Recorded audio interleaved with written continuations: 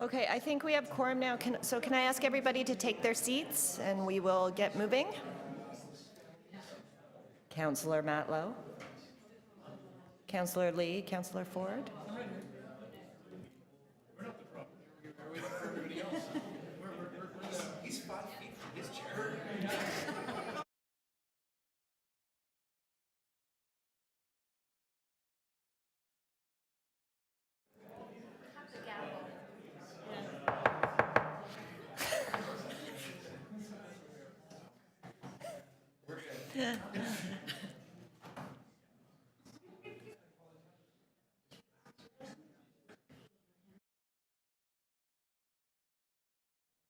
We have quorum. We do have quorum.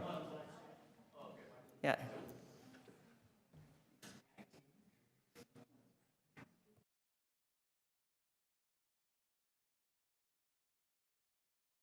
We're on item 6, and the auditor can start her presentation. Okay, so we are going to be moving on to item 10.6, and there is a presentation from the Auditor General. Thank you, Madam Chair. This is our 2018 operating budget. With me, I have Ina Chan, and she leads a lot of the financial matters from within our office. So I'm going to have 3 areas. First, a little bit of background on our accomplishments this year and how we plan to move forward next year and the risks we're facing. This slide really highlights, it was actually prepared by Denny Days Hotel, these comments, and it reflects that City Council has a role to make sure that the right controls are in place to make sure public monies are managed appropriately.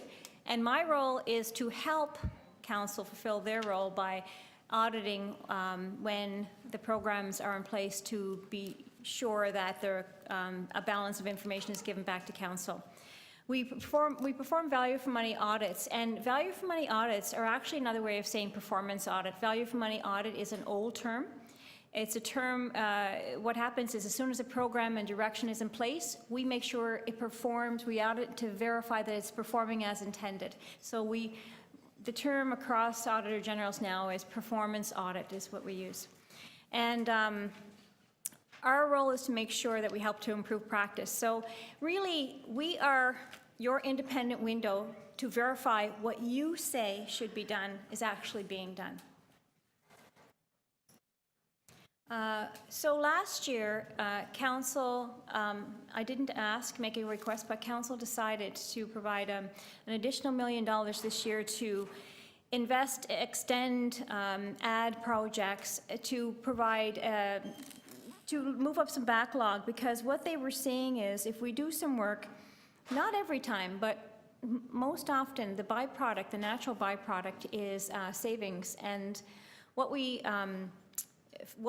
do is we select our projects based on risk, but the byproduct is savings. And so they've made $1 million investment, and we're going to talk about how that was used this year.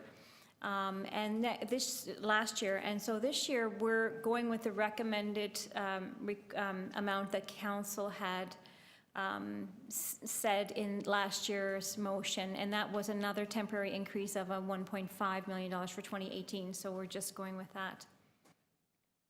And this provides you with a highlight of the amount of projects we've been able to do. So this year, compared to last year, we had 18 performance audits, and we have $78 million in new realized savings, and then we have $61 million in potential savings realized.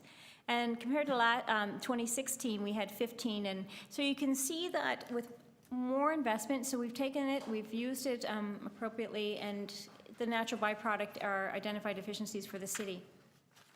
We'll explain that in a little more detail. Ina's going to just take us to walk through the slide a little bit. Okay, so with this slide summarizes the realized and potential savings resulting from our audits and investigations. So what you see on the blue bars is the $160 million in one-time and projected 5-year savings that we had reported in our most recent annual report that went earlier in 2017. So those are already realized savings. And then what we really wanted to highlight is the green the green bar on the far right, that is approximately $78 million from one-time and projected 5-year cost savings that were realized this year. So these savings result from management's implementation of recommendations from 5 previously issued audit reports up to the end of 2015.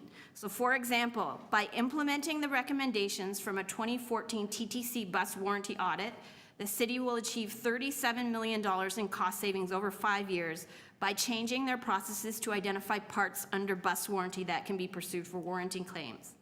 Another example that makes up this $78 million is that this year, recommendations were implemented that will result in $31 million in increased revenue over 5 years from increased property value assessment appeals filed, which allow retroactive and prospective collection of increased property taxes.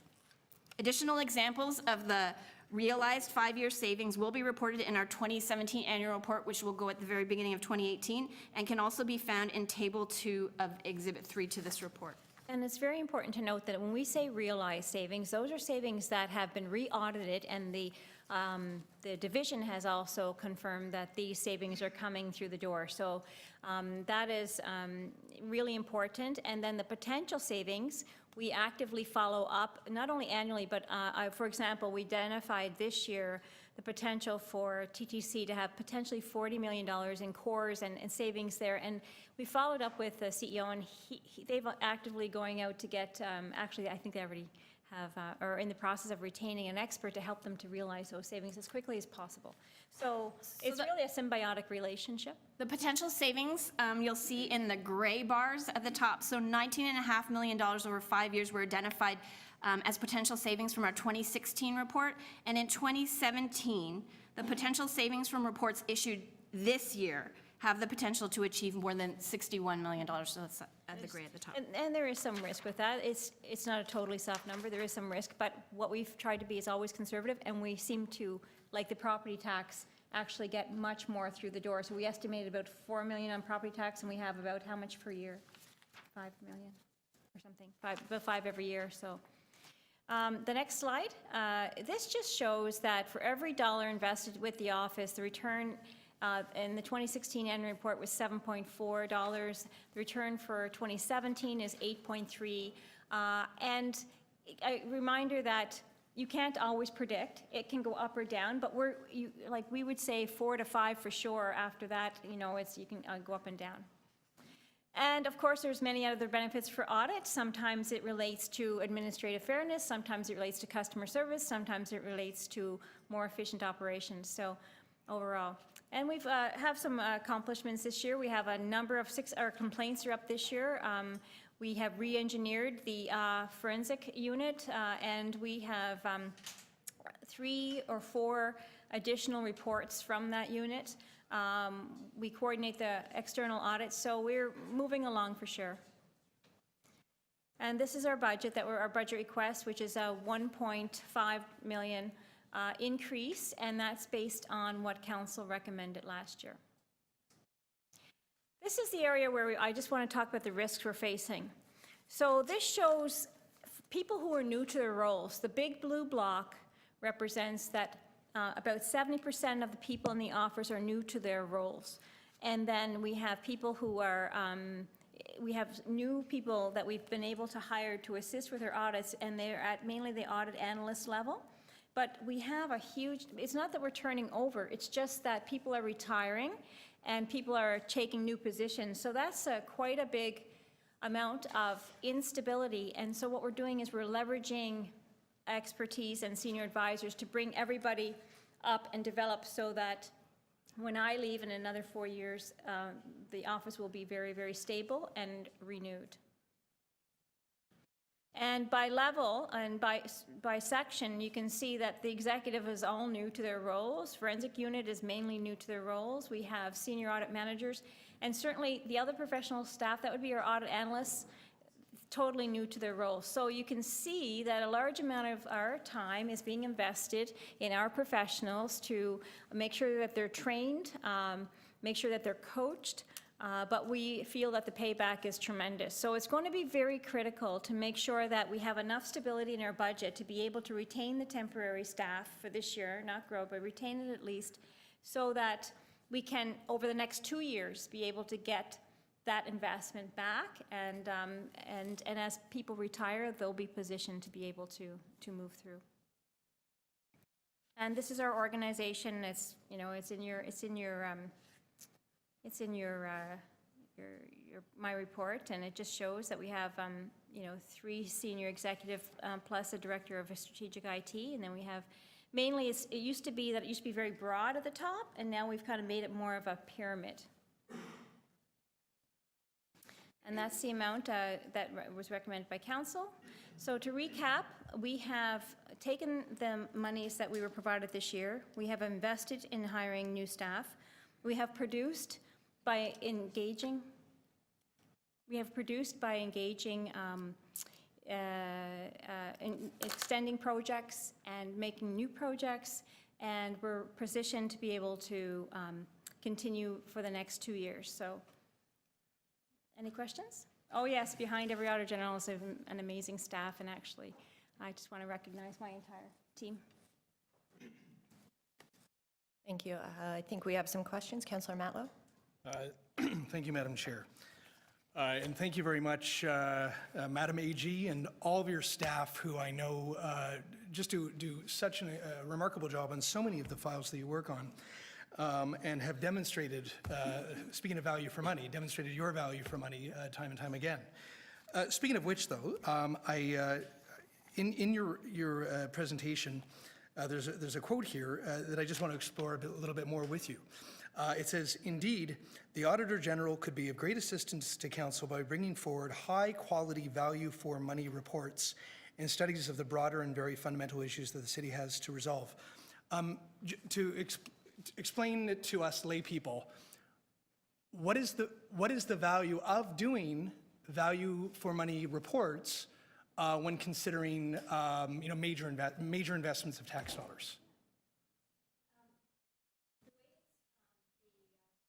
The way the structure is set up, it's set up in a pyramid style where City Council is supreme, and City Council provides the direction, and management carries out the work. And what the auditor does is actually audit management's work, audit to make sure they have the controls in place, because really it is City Council who wants to make sure the controls are in place, and it's part of their role under the City of Toronto Act. And what we do is we bring recommendations, and in the broader sphere, you'll see that we not only comment on the programs, but we may comment on a gap in maybe legislation or something like that. So that's the scheme with which we do that, but it starts from the direction from council. So we audit performance. So they're called value for money audits. That is a very old term from back in 1977. It's The same performance. principle. Yeah. Same principles, economy, efficiency, and effectiveness. And it's to verify the performance of staff. When I was a kid, my dad would often say, you know, if you want that bike, I want you to go to 3 or 4 other shops first to compare the prices and understand not only if the price is good, but also like what's the quality of that bike, who made that bike, and say, you know, is that the right bike for you? Is that kind of, you know, a fair, you know, metaphor? We do that from a certain stage. It's after the direction has been provided. So when management takes it away, so when TTC goes away, or when MLS goes away and decides to buy the system, making sure that happens, that's the part that we can look at. Once the direction has been provided by council to do something, we look at it at that stage. And you look at it. So could you give me examples, just any random examples of where we have requested value for money reports, or where you've taken your own initiative? We have, well, all of the reports we've brought before you, they're all value for money reports. Every so like single on little things, big things, all sorts of things. Yes, on MLS, on we've done on conditional, not conditional, but on building permits. We've done some on TTC related to their inventory processes. We've done purchasing processes. TTC inventory processes? Yes, we have. And so, like, what would you say if we were going to consider like a major infrastructure initiative or whatever? and spend billions of dollars on something and not do a value for money analysis? Would that be irresponsible, or would you advise us to do something like that?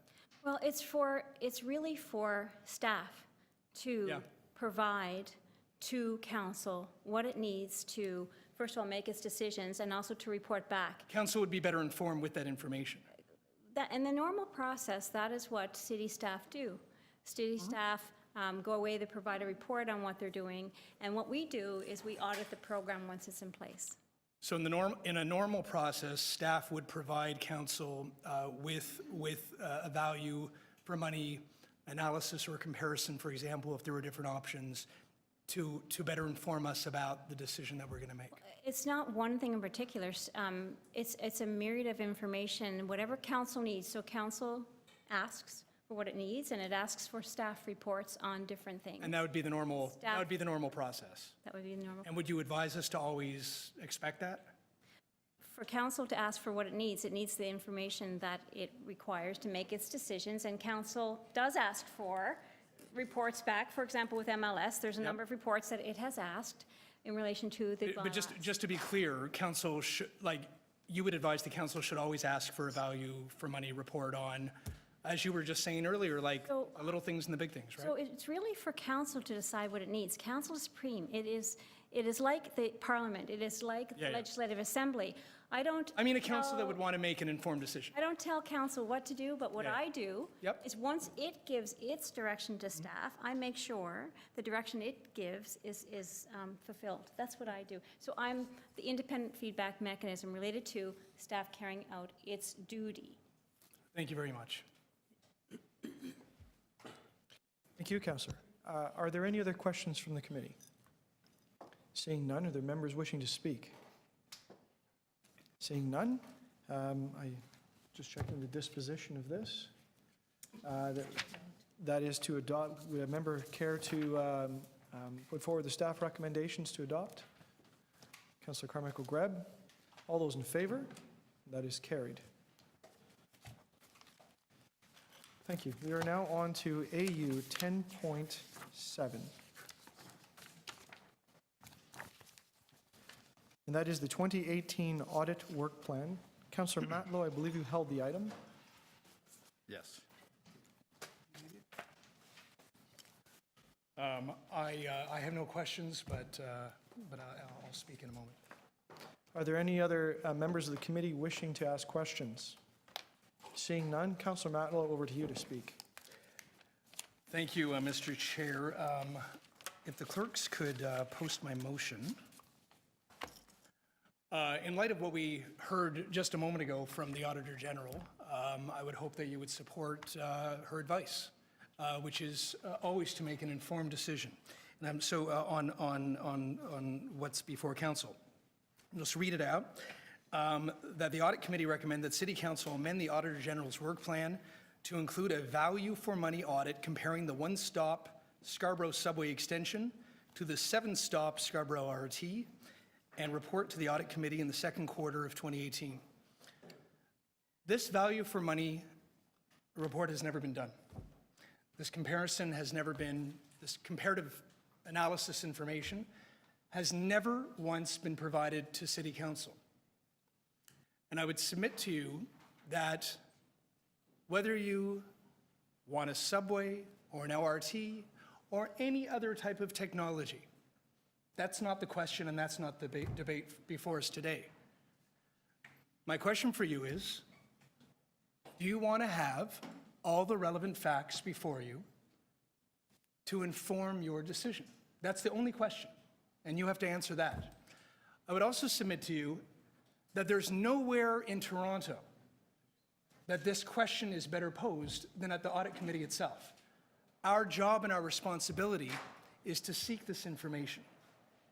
And in fact, I would pose this. If you would have preferred to have the seven-stop LRT, and this information will come back and support that argument, well then, of course, you'll be demonstrated correct, and then hopefully council would recognize that. I would also say in the same light, in the same way, that if you would prefer the one-stop subway, that if the information comes back to support that argument, and in fact, if you've always believed it would, then what do you have to be afraid of? You should have nothing to be afraid of.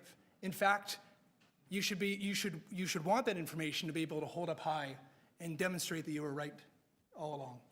So I ask my colleagues to support this request. As we just heard from the Auditor General, we've asked for a value for money report on much smaller things, which cost far less money. The Auditor General just told us that her office has been able to identify $40 million in savings for the TTC. Why wouldn't we want to find $1 billion or more? In her report or her presentation to us, and I'm going to read it again. Indeed, the Auditor General could be of great assistance to Council by bringing forward high-quality value for money reports. But let's ask for it. Thank you very much.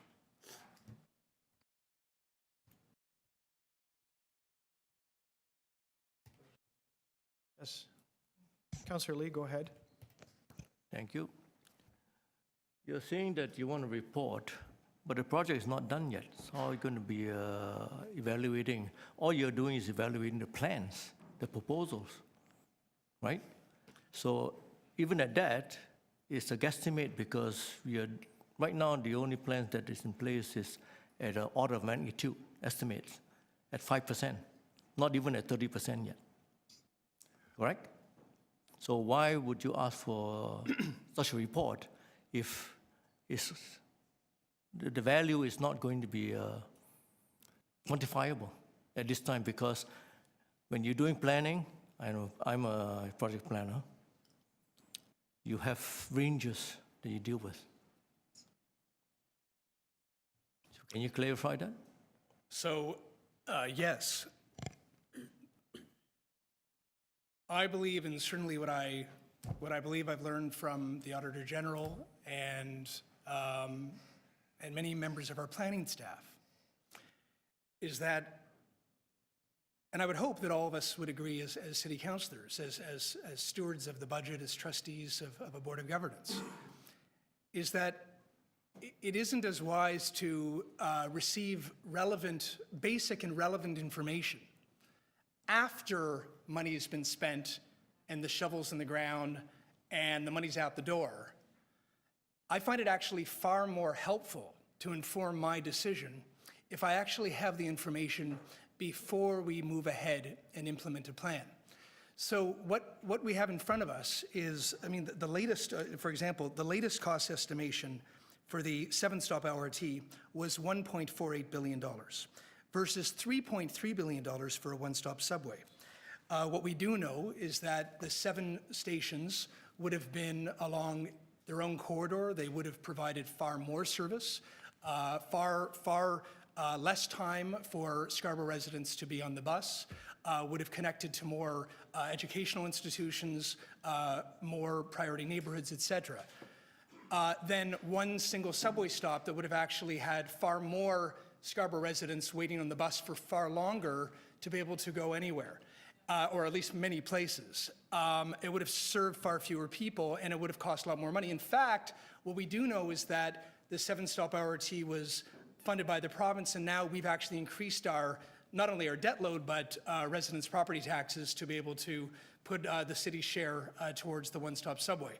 So based on what we do know, I think there are reasonable questions about the value for money that we're getting for the one-stop subway. And I know you as a thoughtful councillor would want to have this analysis done by an independent, objective party like the Auditor General to be able to inform your decision, as do I. Thank you. Thank you, Councillor Lee. Councillor Ford, I believe you indicated you wish to speak. Mr. Chair, it's more a question to mover on the item. Go ahead. So I respect where you're coming from, Councillor Matlow, and your stance on this. But having said that, I have had the privilege of being a part of council during one of these many debates on the subway versus LRT topic, I do recall many of councillors, actually myself, asking staff when these debates were happening about value for money. And they have, from what I've recalled, shown the value for money in their presentations. And so are you questioning their judgment on that? No, I'm, with all due respect, I'm questioning your recollection. Because while there may have been, I mean, I fully trust you that you would have had maybe informal or offline discussions or what have you. And by the way, I respect you for doing so. You should be asking those questions. So those are the right questions to be asking. The only track record of actually any formal request of council asking staff to do a value for money assessment of this has been through motions that I've moved. And they've been rejected by council. So I can just tell you that factually, when council has had the opportunity to request the most basic and relevant and pertinent information to make just an informed decision, not leading or swaying one way or another, but just to have that information in front of them, they actually opted to say no. But I have more, I have confidence in this committee, because this committee, what this committee does is that it reviews the audits that are performed, and it requests that the Auditor General, through council in this case, make those requests. And I know you and I know all of my colleagues on this committee to be the kind of people who want to have relevant information before making a decision. And the fact that this was never done on arguably one of the biggest expenditures ever done by council, that's going to affect so many tens of thousands of people's lives for generations to come, that will either enable or handicap our ability to be able to provide and invest in capital infrastructure, transit infrastructure for so many people for years to come. Wouldn't you want to know the same kind of information that we do for all sorts of things like MOS and various things that we do randomly all the time? I can't imagine any thoughtful, responsible person wouldn't want to do that. The only thing that could get in your way, and I say this respectfully, but I just know that this environment creates this, is that sometimes there's external pressures or other reasons why not. I'm not asking you to support an LRT or a subway today. I'm asking you to support looking for the facts. That's it. Thank you. Any other questions? Members wishing to, sorry, I should, Mr. Chair, on a point of order, if you yes. indulge me, because I know it's been taken, this has been taken into committee. Normally, guests like myself cannot speak, but as I'm the mayor's lead on the Scarborough subway, and I profoundly disagree with, I will call them the inaccurate hang on one sec, opposition put before Deputy you, Mayor I would ask DeBaremaker. that if the committee could vote to I allow me will, to speak on this. I will put that to the committee with a question of whether or not the committee supports waiving the process to allow Deputy Mayor DeBaremaker to speak. Those in favor of granting that? Deputy Mayor DeBaremaker, please proceed. Thank you. Thank you, Mr. Chair. I would urge my colleagues not to support this recommendation. This is yet just another backdoor attempt to sabotage a plan that the councillor has fought against over and over and over again. I would remind my colleagues that in May 9th, 2013, our council, with many members here, not everybody was here, the vote was 35-9 in favor of the Scarborough subway. Let me say that again. The vote in favor of the subway was 35 in favor, 5 opposed.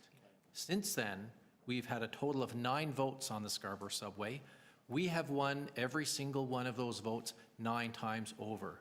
I respect Councillor Matlow's privilege to be opposed and to be in the minority on this issue. That's acceptable. That's why we have democratic debate, and that's why we have votes. But when you lose 9 votes in a row, I believe it's an abusive process to come to the audit committee and to say, well, I can't win this any other way, so I'm going to try to throw something else at this and hope it sticks to the wall. But we've had, and I refer you to July 2013 staff reports, October 13 staff reports, where we have charged line-by-line comparisons of subway versus LRT. Our council has overwhelmingly chosen a very simple technology.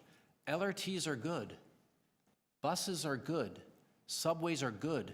They're all tools in the toolbox to help us to move around the city.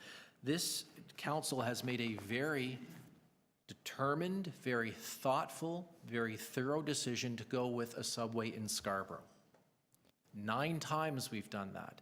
To come back now and say, well, I want an audit on the subway, not on the old LRT plan. I cannot remember this councillor in any time when the LRT was on the books coming forward to saying, I want a money for value audit on the LRT plan, because he agreed with it. But now the council has chosen something that he doesn't choose. He is here with a motion that, again, I believe has no merit, is an abusive process, is not on point, and is just another way to try to reopen a debate the council has decided 9 times. In fact, even just now, the councillor mentions the cost of the LRT. We have a very thorough Auditor General's report that's before us today that actually states very clearly in the report that the cost of the LRT, the briefing note that CEO Andy Byford and his professional staff put forward, not the mayor, not Councillor Matlow, not myself, but the professional staff who are in charge of the subway project and the LRT project, they put a cost forward, and so the project, when you add up the cost of the proposed LRT, is $2.98 billion. That's the cost that staff put forward. That's the cost that the Auditor General has confirmed. So I don't think we should be going back and listening to people who want to re-debate a debate that they've lost 9 times to try to desperately find something that will sabotage the project. I see this motion as an attempt to sabotage a project that the people of Scarborough have fought for a very long time. And while Councillor Matlow is free to fight for a subway for his residents, I don't think he should be free to stop a subway to Scarborough residents just months before we open a subway to York University. York University at Jane and Steeles this Christmas. All those who want to get up to university, or not all, but many, many people will be taking a subway up to Jane and Steeles. And that's a good thing, and that's part of city building. So I would say, as the mayor's lead on the Scarborough subway, we've debated this 9 times already. The votes have been overwhelming every time. I would hope that Councillor Matlow would respect the will of the majority in a democratic arena and accept the verdict that's been delivered 9 times over, that we're moving full steam ahead with the Scarborough subway, as supported by our federal and provincial colleagues and as voted by council to do tax increases to do that. So to try to go backwards now is an abusive process, and I would suggest that this committee reject that abusive process. Point of privilege, Mr. Chair. Point of privilege, Councillor Matlow. I didn't want to interrupt Councillor DeBeermaker, so I held the point of privilege until after he concluded his remarks. But there are 2 things that I'm not going to ask him to withdraw something, but I think it's just important to correct 2 things that directly affect comments around my motivation. I was very clear. All of you were here just 5 minutes ago when I made it explicitly clear that I'm not getting into a debate over whether or not we're going to, which one we're going to do. I would expect, actually, if we did go ahead with the one-stop subway, that you as responsible councillors would want to know the truth, would want to know, actually, was a good use of money or not. Mr. Chair, this is speaking. So Councillor DeBeermaker. This isn't I'll have another point of privilege. We want to debate for the next 4 hours on his losing proposition. Made suggestions around my... One at a time. My motivation. If I can get you to be succinct, Councillor Matlow. And the other point is that he just incorrectly told you that the Auditor General report that you're about to review in a moment confirmed the price tag that he just said. In fact, she found over $600 million of errors in the briefing note that just factually was untrue. And what I'm sick of is just this misleading, this misinformation that comes out that sways our debates. What I'm asking for Councillor, is nothing but the facts. Succinct, please. Thank I you. appreciate it. Thank you. All right. Councillor Lee to speak. Thank you, Mr. Chair. I will not be supporting Councillor Matlow's motion. And as pointed out, the Auditor General did report in her other item that the estimates that were provided by TTC, as Councillor De Beermaker was saying, Deputy Mayor De Beermaker was saying, that it's a reasonable estimate. It's within reason. That's why I asked whether he knows anything about project planning. And at that order of magnitude estimate, it is you use tables that you say, all right, per kilometer of subway that's built, or per kilometer of LRT is built, and then you factor it up to when it's going to be built for inflation and for the extra cost of building over the years, because it does increase. Okay, so I remember reading 2% and 4% increases in her report. So to do another one, it's not going to be useful. So I would not be supporting that motion. Thank you. Thank you, Councillor Lee. Are there any other members wishing to speak? All right, I will make a brief statement. I appreciate the importance of the motion that Councillor Matlow has put forward.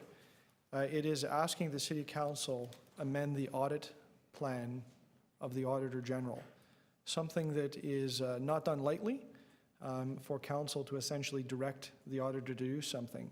But I'm going to read a paragraph of another report of another item on today's agenda. And it's extremely important, I think, that it be mentioned. It's point number 8 on page 4. It says, "It is not the Auditor General's role to question the policy decisions of elected officials, nor is it the Auditor General's role to reopen City Council decisions. Therefore, the Auditor General did not investigate items 2 and 3 in paragraph 6 in relation to the complainant's concern that a further business case was needed. After considering all of the information that had come before it, Council decided a further business case study to compare the SSE and the SLRT was not needed. Council's decision will not be reopened by the Auditor General." And very specifically, I believe it was point number 3, to investigate whether the SSE will achieve value for money. The reason I bring this up is not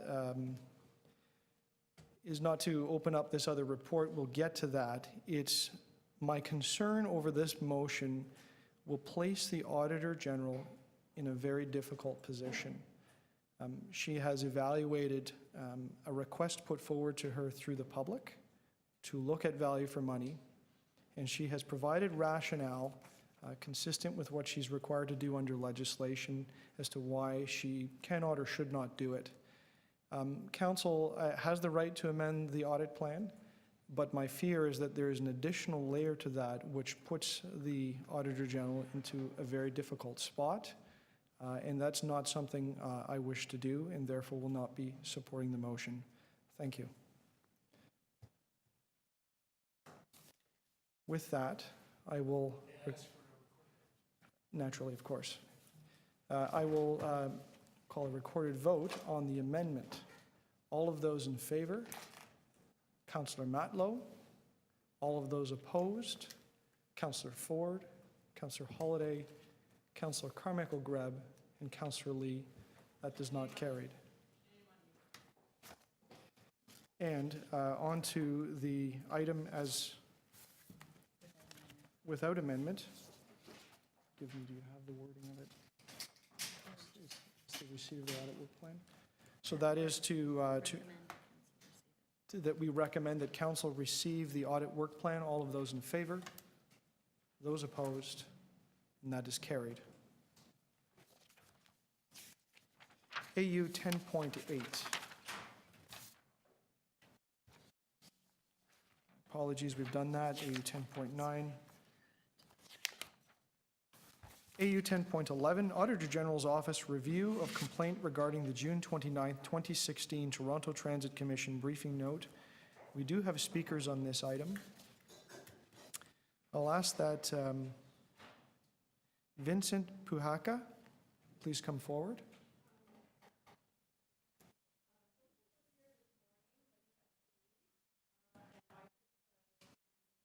Are you registered to speak?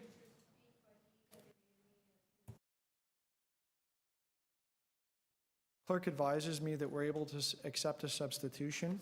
As the list is rather short, I think this committee would be willing to do so. And may I just request that you identify yourself? Yes, my name is Brandon Thompson. Thank you, Ms. Thompson. You have 5 minutes. Thank you, Chairman Holliday and members of the Audit Committee. Vincent, like myself, lives in Scarborough, and he uses transit in Scarborough, and he wanted you to know that he's been riding the transit system in Scarborough ever since he was a child. He thought that the fact that the Auditor General's report found no interference on the part of the politicians and the TTC, that was fine. He accepted those conclusions, but he's disappointed that there was no value for money analysis carried out by the Auditor General. This was something that was part of the complaint, and the Auditor General has said in her report that she may carry out an audit of the Scarborough subway. And normally, what we have seen in the past with transit projects is that they are compared to other transit in the city existing. So for example, if you wanted to build an LRT along Eglinton East, you would have to compare it to existing bus service.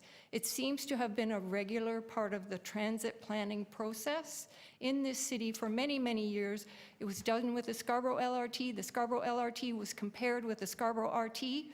That's how it was done. All of a sudden now we get to a subway, we're not doing it that way anymore, and we're being told that we're trying to sabotage. All we really want to do is know the facts. We want you to know the facts. We want everybody to know the facts. We think it's prudent, and we're really confused and disappointed as to why it's not happening and why anytime asked for one, they're suddenly, the door's shut. Excuse me, I just had to have a little rant. Okay, so Vincent was also very disappointed that he went to all these different feeling congestion, public consultation meetings where they looked at social equity, and somehow the subway escaped any of those criteria. He also took part in these public consultations, but it looks like anything that was done at that level as far as meeting the official plan priorities, as far as social equity, was kind of thrown out the window when it came to the subway. And he says, we're set to spend billions of dollars on this Scarborough Holy Grail, redoing an entire bus network. So now, not only are we going to have this subway, but we're going to redo our whole bus network. All these buses are going to have to be rerouted in Scarborough because they will only have one place to go other than Kennedy Station. And we still don't know if the Scarborough subway has value for money. Is it going to do what we need it to do? Is it going to serve the transit riders in Scarborough? Is it going to improve their ability to get around Scarborough? We still don't know. We might be better off just taking the buses that we're on right now. So please don't let down transit riders. We're not trying to sabotage anything. We're trying to get decent transit for Scarborough transit riders, and we think all of you need to know the facts, and however you vote, we can't control that. But you need to know whether or not what you're doing when you're spending that much money, whether it has value for money or not. And then with your eyes open, if you still think it's a good idea, of course you can vote for it over and over again. We're not asking you to change your vote. We're asking you to open your eyes and have the facts. Thank you. Thank you. Are there any questions? Seeing none. Thank you. The next speaker is Rosemary Frey.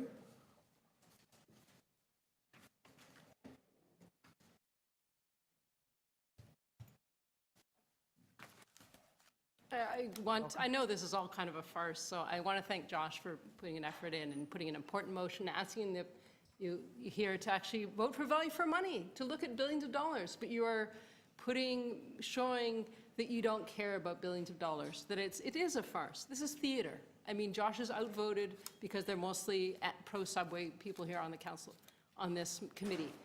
This isn't, so you're showing, you're in the audit committee, you are, as a citizen of this city, I'm going, the people in the audit committee are not interested in value for money. It doesn't seem the mayor is interested in value for money, and the Auditor General doesn't seem interested in value for money. And it reminds me of, I saw a play by a Ionesco. He's an Italian playwright. And it's the same thing. He talks about the absurdity in political situations. And that's exactly it. We'll look at this in 20 years when the costs were sunk in debt and interest payments. We don't have money for everything. We'll have to have privatized everything. And look at this, what's happening here now with the Scarborough subway, and we can say this is where it started. This is where we started to not have money for anything in this city. And you are all responsible. Everybody who votes for the subway and votes for against motions to look at value for money, and auditors general who refuse to do that as well, are part of the problem. And you're going to have a lot to say, we're going to be answering to people in this city. It's disgusting, quite frankly. It's a strong word.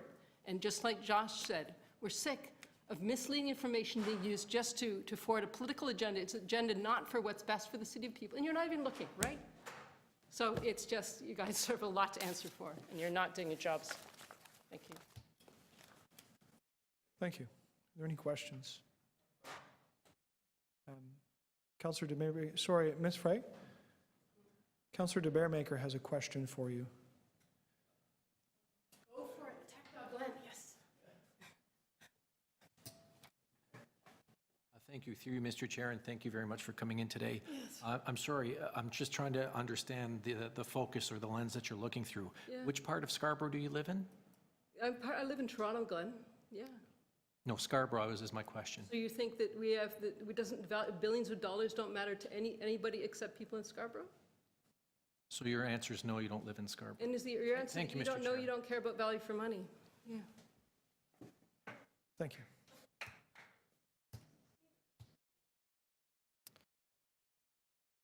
Next speaker is Derek Moran.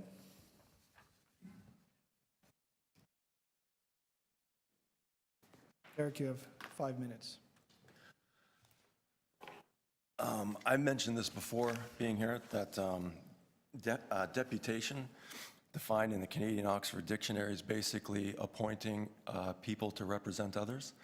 So before I run out of time, I just want to make this clear that I'm making an actual deputation, and that I'm appointing the Auditor General, Beverly Romeo Beeler there, and her crack team to do a value for money study on this LRT versus Scarborough. And I respectfully direct her to do it. So in this report, it says a value for money performance audit to examine management practices, controls, and reporting systems to achieve council's direction in a cost-effective manner is within the purview of the Auditor General and may form part of a future audit. Hopefully I did something to help with that. It also says it is not the Auditor General's role to question the policy decisions of elected officials, nor is it the Auditor General's role to reopen City Council decisions. Now, we just heard from Council DeBearmaker here about council decisions, council votes, the results of that. But let's take a look at how some of these council votes have been decided in the past. This is an article from Jennifer Pagliaro, March 19, 2017. You can see here, this is Mayor Tory, and this is Councillor Wong Tam. Mayor John Tory supported gender equality motion. Office lobbied against it. A budget vote in February saw Tory voting in favor of a motion supporting gender equality in budgeting, while a cheat sheet from his office encouraged allied councillors to vote against it. Whipping the vote is not democracy, as Councillor DeBearmaker mentioned earlier. Whipping the vote, that's a rigged system. It has nothing to do with democracy. So here's something I put together here. And this is Councillor Grimes and City Manager Peter Walls. Peter Walls is saying to Councillor Grimes, if the direction to city staff were to undertake an apples-to-apples comparison of an LRT versus a subway, and then Councillor Grimes says, but would you need direction from council to do that, correct? Peter Walls says, council has never asked us for that direct comparison, so we would obviously need direction from council in order to undertake that. This is a significant investment of our money. He doesn't say that, but I'm saying that. You may wish to direct us to undertake such an investigation, but you have not to this point. This one is former planner Jennifer Keesmaat and Councillor Matlow. Jennifer Keesmaat says to Councillor Matlow, the LRT option, in fact, is more desirable. Councillor Matlow responds, I just want to make sure that my colleagues heard that. So you're saying based on all the evidence-based criteria that you're using, the LRT for this specific route is the preferred option for Scarborough and Toronto? Jennifer Keesmaat's response is, that's correct. This is, again, Mayor Tory and Councillor Matlow. Councillor Matlow says, that's not what you said to the mayor. You were using as an argument, you were suggesting that it was a fact. Mayor Tory says, well, for those people, it is a fact. Councillor Matlow responds, to those people, it is a belief based on a subway that is not being built. It's not a fact just because you say it's a fact. Facts are subjective. This is an article from the Toronto Star where it's mentioned here. We're trustees of the public's money. And that was Mayor Tory who said that, told reporters at City Hall on Wednesday. This is a tweet where Matt Galloway says, among interesting things here, the spokesperson for community group at Connect Scarborough TO is a lobbyist for owner of Scarborough Town Centre. Now here's the best part. This is a tweet from Councillor Mike Layton. There are backroom politics at play here that may begin to see light after flagrant attempts to astroturf are exposed. Huge dollars for some. I read that and I think, wow, like that sounds like there's something almost criminal going on behind the closed doors that maybe the police should investigate. And something that Rosemary Fry managed to get out of Mayor Tory at one of these past meetings, Mayor Tory's response was, well, I may have shook somebody's hand in the past. Yeah. And then Mayor Tory may have put on somebody's T-shirt, and then Mayor Tory may have held up some sign about build transit better. By the way, did he have to register with the lobbyist registrars in order to do that first? Because that looks pretty fishy right there. That's my time. Thank you very much. Does Councillor DeBermecker have any questions for me? I'll check with him.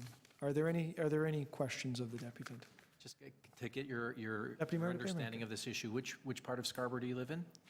Did you take your subscribed oath to the Queen pursuant to Section 4 of the Public Officers Act? Great, that's what I thought. Thank you. You're welcome. Thank you. Any other questions? Seeing none. Are there questions of the Auditor General or staff on the item? Councillor Matlow. My apologies. Deputy Mayor DeBermecker. As a guest member, I'm just wondering if the Auditor General could give us a presentation and overview of her findings. I guess. I really Councillor like her Karen asked for findings, that. and I want to make sure All right. it appears that some of us don't quite understand them, so Yep. the So more she can tell us, the better. the clerk advises me that I should gain the consent of the members of the committee. Is there any opposition to the Auditor General providing a presentation? Those in favor? Carried.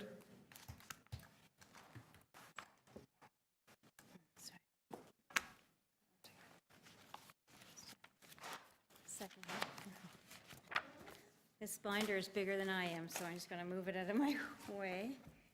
There we go. Thank you. So it's a really interesting discussion. To carry on in relation to the roles we were discussing earlier, the Auditor General for Canada, former Auditor General for Canada, Sheila Fraser, she said, as Auditor General, I am responsible for looking at how government implements policies. It's not my role to question the merits of those policies, and there is an important distinction. The Auditor General, former Auditor General for Canada, who wrote the notes that I quoted in my slide earlier, said, that was Denny Deshotel, it's only after you've decided the policy, the elected officials who reign supreme decide the policy, and really after the funding, government funding is received, it is only then that it reaches a stage that auditors can then engage and they can see how well the program is being implemented. It's generally understood that it's at the implementation stage. It's important not to question government policy. So there's a lot of information that has happened that won't be part of my presentation. A lot of discussion, a lot of presentations, deputations. There has been consultations with the public that has happened at council, and that is where the question lies. As soon as council gives the direction to move ahead, it's my role then to make sure your direction is implemented in a cost-effective manner. The reason this project is a little bit different is that when we receive an allegation, as we did, that a member of staff had manipulated information and misled council, it could lead council to make a decision that wouldn't be the appropriate decision. So it was incumbent upon me then to evaluate whether actually the information was deliberately erroneous, as it was alleged, whether the council was being deliberately misled. So when I started this project, you know, when we start any project, an auditor starts with, and no matter how long you've known somebody, and didn't know Mr. Byford, I only audited him, and the audits weren't all good. They're actually quite hard audits. But I never think that somebody is, if an allegation is true or not true. You keep professional skepticism at all times. You never know where an investigation is going to take you. And I also recognize that, Councillor Matlow, you were on my audit committee, and you're a supporter of audit. And there had been some back and forth in October in the press related to, Councillor Matlow, discussion about this matter. And I thought if it turned out at the end that the allegations were supported, I was concerned that maybe somebody might say that I was playing a favor, and we have to operate with neither fear nor favor. So what I did was I hired a key investigator. So Ken Fraze here, he is a senior director of Fraze Associates. So his firm followed the money in the MFP inquiry. His firm would be the firm I wanted to lead this investigation, to add another layer of independence, thinking I didn't know if it was going to come out to favor one side or the other, and understanding it was a political debate. And I had to absolutely have another layer of independence. So I had Sean McIntosh, and he is also a CA in my office, and Ken's court certified in forensics, and Sean is in my forensic team. And that was the team. And we met with the complainants first. In my very first meeting with the complainants, I said that this issue would probably be a public report. And the reason for that is, if it turned out to be true, the public needed to know. And if it turned out that it wasn't true, allegations were serious and were made, and I had to make sure that the facts were known. So that's the background to this audit, to this investigation. That is why I will not be putting on my plan on, and if I'm directed by council, we'll have to discuss it then, to do this audit, because it's not the right thing at this time to audit that decision. There's another venue for that to happen, but it's not here.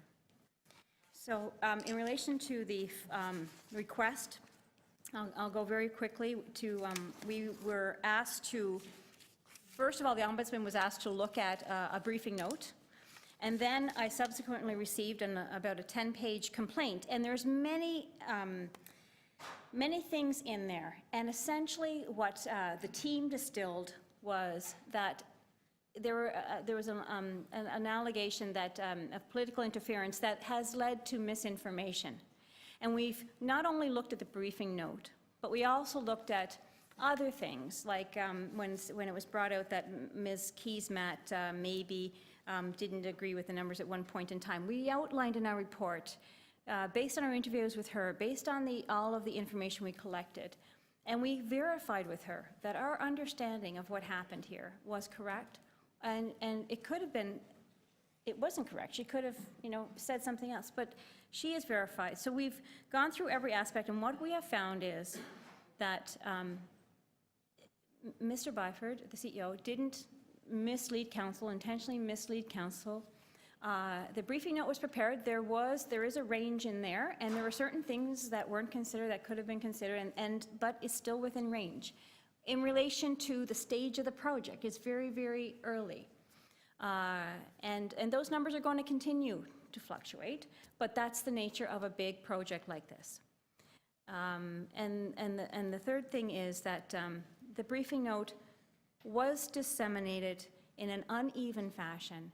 And that is an opportunity to move forward and to ensure that full information is at the table as we move forward. I could see there was almost like a number of errors where TTC was trying to do one thing and other offices were thinking that the other office was distributing it, and at the end of the day, it didn't get distributed appropriately. So we've made a recommendation, and the clerk supports the recommendation that we made to make sure it's very clear how information like this can be distributed, because I do feel that if it was distributed in a different fashion, it would have taken away some of the concern. So it's not a problem to request a briefing note, but but making sure the distribution is appropriate, is fair. That's what's really key here. So that's an overview, how we came to the project, what we found, and we didn't know what we were going to find when we began, and why we have the team we have. Thank you. Councillor de Beermaker, I guess you're up first if you wish to ask questions. Thank you, Mr. Chair. Got you. And through you, Mr. Chair, to our staff, I guess I'll start at the beginning, because I think I, like you, listened to some of the accusations, and I found them to actually be very serious. Would you agree with me that some of the accusations seem to imply that some city staff members purposely misled council? Through you, Mr. Chair, the allegation was that they were deliberately misleading council. And did you conclude that staff were or were not purposely misleading council? They were not. And I've got a quote here, and I can't remember from which part of the report, but I think there is, I'll call it an accusation or a claim, maybe a claim is a better word, a claim that there was political interference by elected officials in the creation of that briefing note.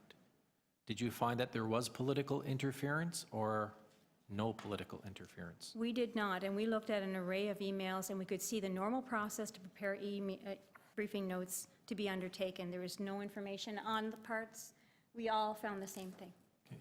There was another accusation, claim that the evidence was manipulated. Did you find evidence or any findings that there was evidence that was manipulated either by staff or any other councillor or the mayor? We did not. Okay. And through you, Mr. Chair, I maybe want to go to the cost estimate, and I believe it's around, I'm going to start around paragraph 97 of your report.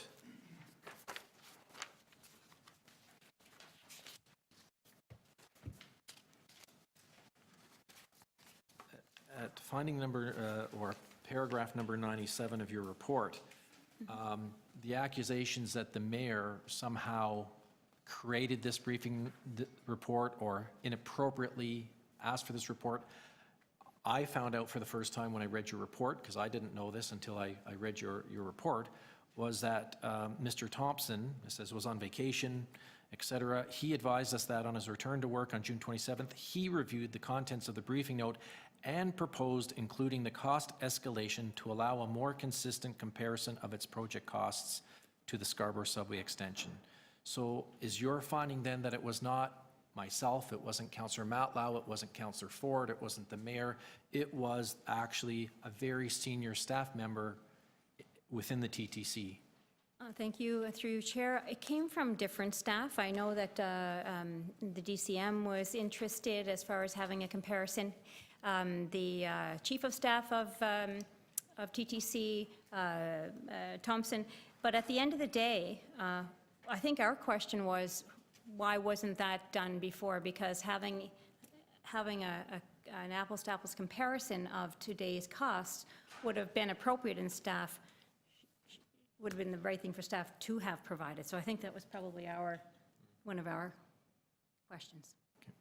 And you were... Oh, sorry, Go ahead. we don't want to Just share to a mic here? expand a bit, Rick Thompson was the one, there was a briefing note prepared that was always subject to his review when he came back. And when he did review it, he thought having the numbers in there made sense. And he's the one who put the numbers in. So the numbers came the last minute on the 27th. Okay, so as the senior project lead on the subway, he felt it important to actually to be professional to compare, I'll call it apples to apples, because I think on paragraph 102, it says that you, Mr. Thompson, made his cost estimates. You've reviewed those, and it says, we verified that the cost escalations were consistent with escalation calculations used for the SSE and other TTC projects. So you would say he made his own conclusions before he ever met you. You reviewed his conclusions, and you have found that they're consistent with other projects, and they were appropriate. Yes, we have reviewed the factors, and I have seen those on other projects prior to this. And just the next paragraph down at 104, you're talking about Chief Planner Keesmaat advised that she considered the order of magnitude comparison appropriate and helpful. And that was her opinion before she ever met you or before this ever came up. As our Chief Planner, then it was her statement to you that she felt it was appropriate and helpful to have these costs put on the table for council. Ken did that interview, and Yes, she absolutely did say that, yes. And now you've reviewed that decision because of the complaint. Do you find that our Chief Planner, Jennifer Keesmaat, acted professionally and that these were honest, sincere, and appropriate facts that she provided council with? Last question. so just for clarity, we didn't audit everything that was provided to council. What we looked at, was there any evidence of manipulation or politicization, and we found none of that. We found council were staffs confirmed that they were trying to provide the best information that they had, and we didn't find anything to the contrary. Okay, thank you, Mr. Is there Chair. anything you want to add there? No, that's fine. Questions from committee members? Councillor Matlow, you're first. The questions that have been given to you and your answers keep talking about some briefing note that was submitted to council. Is it not true that this is the first time that this has actually come to council through audit committee, and that the briefing note actually was not submitted to council? Thank you, and through you, Chair. We have described what has happened in relation to the briefing note, and it wasn't It was given exclusively to a couple of members, right? Not to council. It was distributed, it wasn't distributed appropriately, and Okay. the focus was to try, but it looks like it didn't work that way. And thank you for clarifying that. Your report also states that the TTC provided a briefing note on a project that was not theirs, that it was in fact Metrolinx's, and they didn't consult with them in preparation of the briefing note. Is that not correct? That is correct. The TTC also provided information claiming that there were conflicts with the corridor, the GO RER corridor, and as a result of the construction of Kennedy Station, the 7-stop LRT wouldn't be able to start until 2021, all of which was found to be incorrect. Is that not true? We have considered all those factors. I have an email here from Gary Carr, who is the TTC's point person on preparing the briefing note. So hang on, where he- Councillor Matlow, let me just put the time on pause. The auditor's just asked for. Yeah, I'm sorry, Ken did a lot of work there, and he just wants to make sure there's clarity around your last point. Yeah, just the point on the Kennedy Station. Yes. The Kennedy's, we did contact Metrolinx on that, and they did say they would,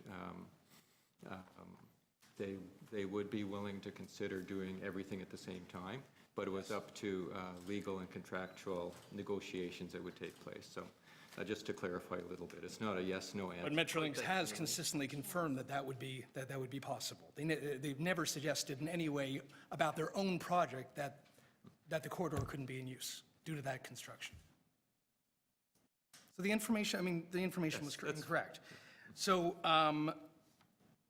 now, are you aware that that Gary Carr, TTC's point person, one of the people preparing the briefing note, met with Metrolinx as he was preparing the briefing note, and to my knowledge, never consulted with them about the corridor question. Is that not true? So we're not going to comment on those aspects. Okay. In point 23 of your report, Joan Taylor, the TTC CEO's chief of staff, sent an email to her staff asking them to only identify, I'm just reading from the report, identify any constraints and issues to reintroducing an LRT now. So not balancing or look at both sides, but only constraints and issues to introducing LRT now. Your report suggests that the idea of the briefing note in question came solely from TTC staff. Did you investigate whether or not Ms. Taylor or anyone else from the TTC were asked from anyone outside of the agency, including anyone in political leadership, to ask for it? So for clarity, actually, it didn't only come from staff. The city also was interested in the comparison. So it was not just from one person. It wasn't just from Joan Taylor, the chief of staff. It was also the city had questions, and it was multiple staff from different organizations. It didn't come from. It was in preparation for the chair, as we've outlined, but the question, as from all the information we reviewed, didn't come from the chair. Could you say that again? I said the briefing note came from staff. It's multiple staff. It came from city staff also. The question in relation to comparing the two and the implications of reverting back came from also city staff. So it's not just. You're saying that you are absolutely That's in our report. You are saying you are absolutely positive and confident that neither the chair of the TTC nor the mayor's office had anything to do with initiating the briefing notes creation. This is a review level of assurance, and essentially, nothing came to our attention in all the work that we've done and the interviews of all staff to say that this came from somebody other than staff, and even if it did, it's something that would be, a question would be a usual question for me. It would be something to compare the two, so that would be, wouldn't be unusual to be preparing something for a debate. But if there were factual errors throughout the report, as has been confirmed, and if the TTC, let's say hypothetically, did prepare a briefing note specifically for the chair and the mayor, and then did not submit it to council and circulate it properly with the bylaws instructions, would you find that to be appropriate? Would you find that to be reasonable? Last question. Through you, Chair, I won't speak to hypothetical. Thank you.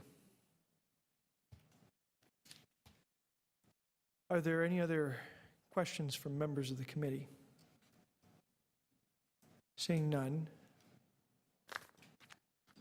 Councillor DeBeermaker, are you looking for a second round of questions? Yes, please. I think it'll be short because it's just one point. I will put that to the committee as to whether or not they support that.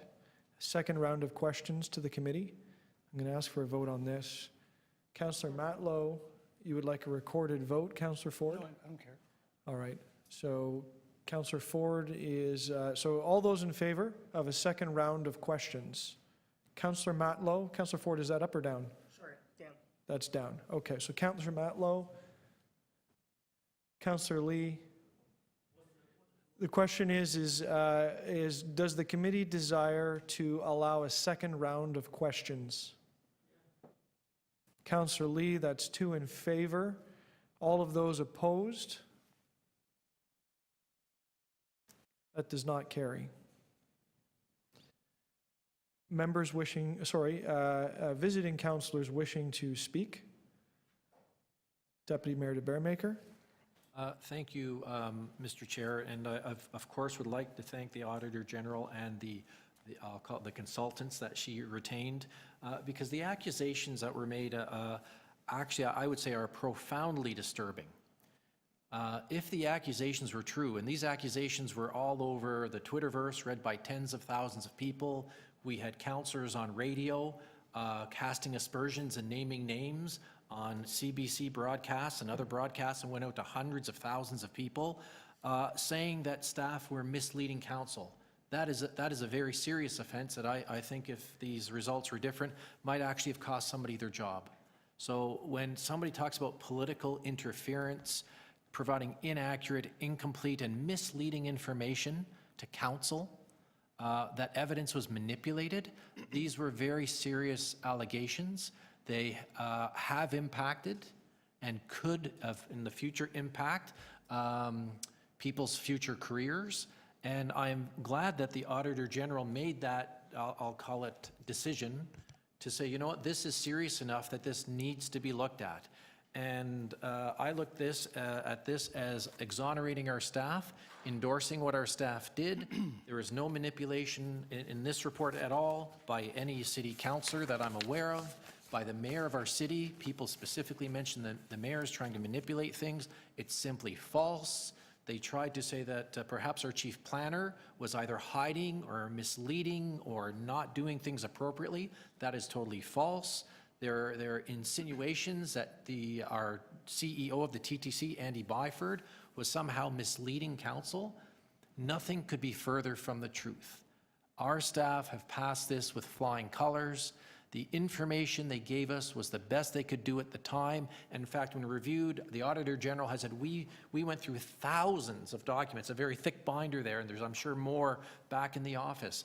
But they reviewed this because it is such a serious matter, and they have found the information given to us by staff was correct. And when the TTC staff tell us that the LRT is $2.9 billion based on apples to apples with the subway, that information is accurate. The staff gave us information, there was rationale, there was escalation, we got right down to the percentage escalator on different items. We know the facts now. The facts are that our staff gave us very good information and council made a very good decision endorsing and supporting the subway for the 9th time. And those facts go along with facts that Scarborough has 33% of the city's population and only 5% of the subway system. Why is it that 33% of the population does not have a level of transit service that nobody else does? A lot of historical reasons for that. Council made the right decision. The fact that this station will be one of the busiest subway stations ever built is a good thing for the City of Toronto to do. It demonstrates why we made our decisions on facts and why we have endorsed the subway across the city on 9 different occasions. It's a fact that this subway is 100% funded by the city and our provincial and federal governments. Other projects, not funded. This project, a fact, 100% funded, but some people want to ignore those facts. A fact that 19 out of 20 elected members in Scarborough, every federal MP, every provincial MPP, and 9 out of 10 councillors, 19 out of 20 elected people in Scarborough who represent the 625,000 people in Scarborough have said, this is a transportation project that we need for our part of the city. 19 out of 20. It's a fact that some people choose to ignore. In fact, sometimes I hear them stand up in council and say, well, there is one person over there and he's a wonderful person and I support him. I'm going to ignore the political input from the other 19 people. I'm going to ignore the thoughts and wisdom of the other 19 people who I disagree with, because I'm not in the end really looking for facts. I'm looking for people to agree with me. So when I see 19 elected officials, I'm just going to ignore them. It's a fact that this subway station will be one of the busiest subway stations in the entire system. On a daily basis, 64,000 riders a day are going through this system, only 50,000 at Queen Street, only 25,000 at Wellesley, and only about 10,000 at Rosedale. I could propose a value for money audit on keeping the Rosedale subway station open, or many, many others. But I'm not, because I understand the good people of Rosedale, the good people who live in downtown Toronto deserve high order of transit, but every part of the city deserves high order of transit. I'll celebrate when the York University subway station opens, and I'll celebrate when the Scarborough subway opens. I recommend that staff council adopt this, and thank staff again for their hard work. Thank you, Deputy Mayor DeBaremaker. I will put this to committee members that wish to speak. Councillor Matlow. Mr. Chair, the TDC provided a briefing note on a project that wasn't theirs, rather it was Metrolinx's. And that's a fact that wasn't easily discernible from the briefing note itself. The briefing note makes no mention that the costs would be the province's. The timing section of the note even suggests that city staff and TTC would be designing the LRT.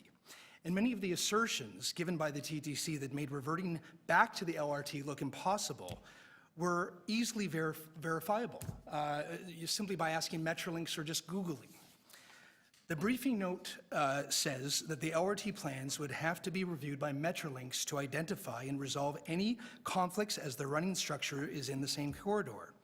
However, the Metrolinx EA for the GO RER, available online, clearly states that the corridor could accommodate an LRT. Further, Gary Carr, who was tasked by the TTC with preparing the briefing note, met in person with the person in charge at Metrolinx for the corridor on June 23rd, after he was assigned to do the briefing note, and to my knowledge, he didn't ask this verifiable question. Metrolinx later confirmed that its GO RER plans never conflicted with the LRT in the corridor. In the briefing note, it says, with the change in technology, confirmation of contributions from funding partners may be required. But that's not true. The facts actually are that the province is bound by the existing master agreement, and the federal government has stated publicly that their funding was committed to Scarborough regardless of the technology. The 7-stop LRT was last estimated, as I said earlier, at $1.48 billion, as opposed to $3.3 billion for one subway stop. However, the TTC adds $320 million to the cost due to changes at Kennedy Station. According to the AG, Metrolinx CEO Bruce McQuaig tells Andy Byford on June 29th that the $320 million should be taken out. But after this error was brought to the TTC's attention, they did nothing to correct it. The TTC didn't change the information when they provided a copy of the briefing note to the mayor's office and the chair of the TTC. They didn't issue a correction when it was leaked exclusively to CP24. Almost a week later. And the most egregious suggestion that the construction of the LRT could not begin until the Eglinton Crosstown station at Kennedy was finished in 2021, making the completion date late 2026. It just was factually incorrect. Under questioning at council, the TTC admitted that there was no reason that the construction couldn't start at the north end of the line rather than at Kennedy Station. Again, Metrolinx refuted this, confirming the Eglinton Crosstown and the Scarborough LRT could be worked on at the same time. These serious errors, one that the TTC CEO knew were incorrect, and the other, which TTC staff did not verify despite ample opportunity, artificially increased the cost by approximately $600 million. That is a fact. The AG has underlined the parts of the TTC's Code of Conduct and the Public Service Bylaw that points to deliberately misleading counsel. So, what the report seems to ignore is the portion of the TTC's Code of Conduct that states, it is every employee's responsibility to ensure that all information collected, produced, or obtained in the course of their duties and responsibilities is as accurate as possible, as well as the expectation of staff to provide objective advice. The evidence suggests that neither of these tests were met. And I don't believe for a minute that the request for the briefing note began at the TTC. Any objective analysis of the LRT should have included, at the very minimum, verification by Metrolinx, the removal of the $320 million after it was brought to their attention, and balancing information that, including capital costs would be borne by Metrolinx, provides more stops for a lower cost, serves more priority neighborhoods, could be built faster, more advanced stage of design than the subway, and would be in its own corridor and capable of traveling at the same top speed as the subway. It's troubling that the briefing note was only distributed, to my knowledge, to the TTC chair and to the mayor's office, both of whom strongly opposed the 7-stop LRT, and then a day later, the briefing note ends up exclusively on CP24. Briefing notes pertaining to an item that's on a council agenda should be submitted to the clerk as a communication for the public, and every councillor to read. The first time the TTC's briefing note was made to the public through the city was right here today at Audit Committee. It should be clear to any reasonable person that the public service bylaw regarding distribution was not followed, and there were significant errors in the information provided, and equally concerning, relevant information omitted. And I'm just going to conclude by saying the briefing note was ultimately used as a political tool that influenced the outcome of a council vote that led to a one-stop subway that will serve far fewer Scarborough residents for over $1 billion more of the city's limited funds. Thank you very much. Thank you, Councillor.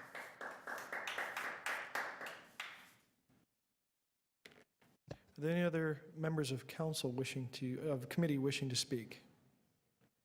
Seeing none, I will put the auditor's recommendations before you. We need to put them on the screen? No. All right, so all those in favor of the auditor's recommendations? All those in favor? Any opposed? Councillor Matt, do you wish a recorded vote, Councillor? Okay, so we will not. Thank you, that passes. AU 10.19, get to the title. It is the last item on the agenda, remaining. Review of Toronto Transit Commission accounts payable functions, improving invoice verification and vendor account management. That was held by Councillor Ford. Councillor. Thank you, Mr. Chair. I did speak with the Auditor General before we began our afternoon session, but could there just be a very brief synopsis of the Auditor General's report here? Yeah, I will start, and then perhaps my Assistant Auditor General can jump in. So TTC has about $279 billion that it million dollars that it spends on procurement, and of that, there's about 81 million that's spent for things that are recurring, like recurring oil, memberships, subscriptions, and Internal Audit had done some work there, and they did a pretty good job. But we went in to have a look because we wanted to understand and verify that the controls were in place, and also at the same time be able to rely on, have a look at the internal audit work. And what we found was that there's two kinds, we're focused on not three-way match, which three-way match is when you have the amount that's being ordered in the system, you have somebody paying, and you have somebody receiving. That piece we thought would be pretty well controlled, less risk. The piece we thought would be more risk are these recurring charges, and at that point in time, when the invoice comes in, the accounts payable has to rely on people in the field to make sure they can verify the goods coming in. And it's a very important job because if they're recurring charges generally, you have to make sure that they're right. So that really was the real, we had some issues around the system around duplicate payments, controls. We have issues around, access controls, but essentially the payment issues related to, not in the processing of the accounts payable, but in the user group understanding their role and how important it is to verify the goods coming in the door. So that's a high level. Do you want more that my Assistant Auditor General can provide? I can just give a very brief synopsis. Essentially, the key finding from this audit is a very basic fundamental control in payment. You and I, when you receive a bill, we will look at it and make sure the rate, the charge rate is correct, the charge amount is correct. So we're expecting the same for TTC user department. We took a random sample of 41 invoices. These are small dollar invoices, but month-to-month reoccurring invoices. And we found 9 invoices. They were not adequately reviewed and approved, like questions like people mistakenly, the vendors send a wheelchair rental invoice belonging to another customers, but they mistakenly somehow send it to TTC staff, but the staff, for whatever reason, they approve it for payment instead of question about it. So there are 9 occurrences when we calculate, even though these are very small dollar amount, maybe like the overpayment, maybe $200 here, $300, but when you multiply this by hundreds of thousands of invoices every year that happen, the overall, like the saving, potential saving could be significant, and that's the key message from our audit.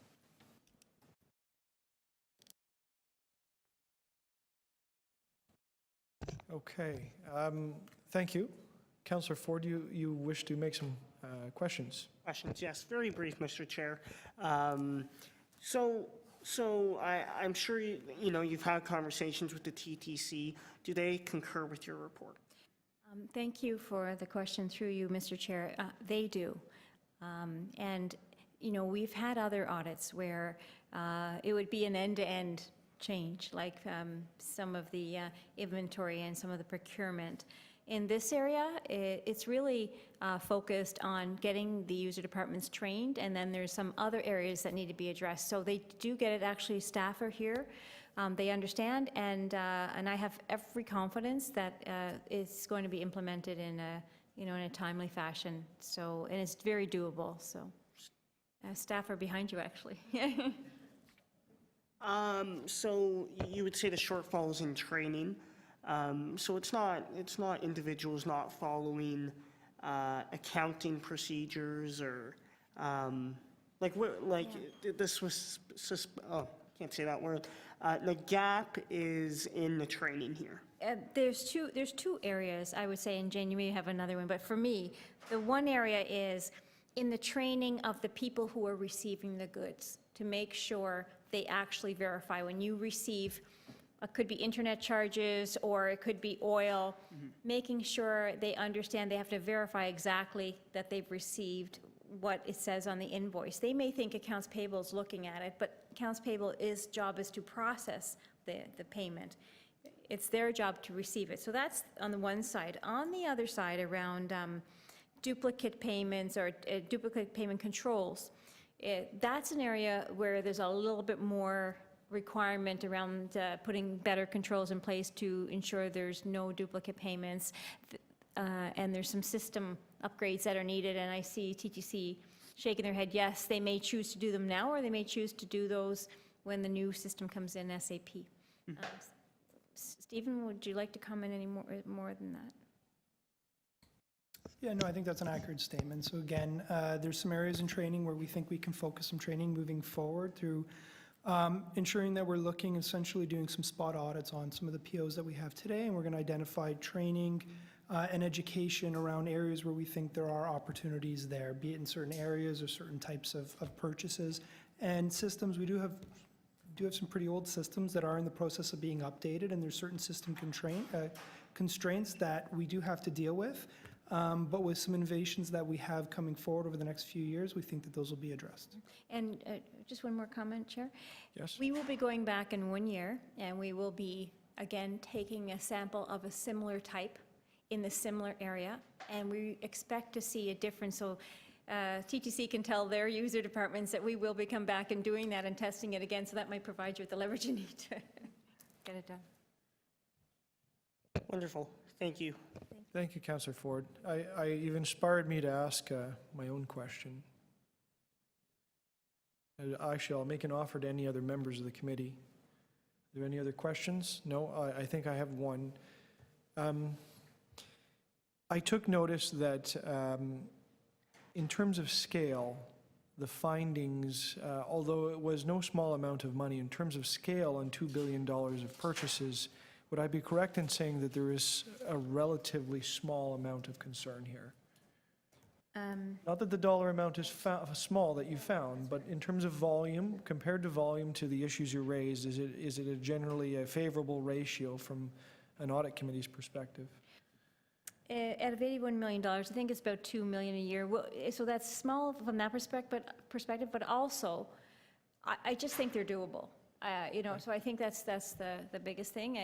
So I think that puts it in perspective. I think staff should be, the accounts payable staff should be, you know, congratulated that they're processing things for the most part very, very good. There's some improvement areas, but this is not a situation where everything is broken by a far stretch at all. Okay, so on that, would you characterize the necessary changes to be that of evolution or maturation or just, you know, continuous improvement of a very large and complex organization versus a different kind of audit where you might find something is actually broken? I absolutely would. I think that these are things that are tweaks to the process as opposed to beginning from a transformation. These are tweaks to the process, and I think it's got to be taken in that light, and I think staff have taken it in that light. Okay, thank you very much. Are there any members wishing to speak on this item? Seeing none, I will put the recommendations forth, and the recommendation is that City Council receive for information this item. All those in favor? Any opposed? That is carried. I believe that is the last item of business today. I wish to thank everyone that made it through to the end today for your time, members of the committee, Madam Auditor, the audit team, and of course, the clerk's team. This meeting is adjourned.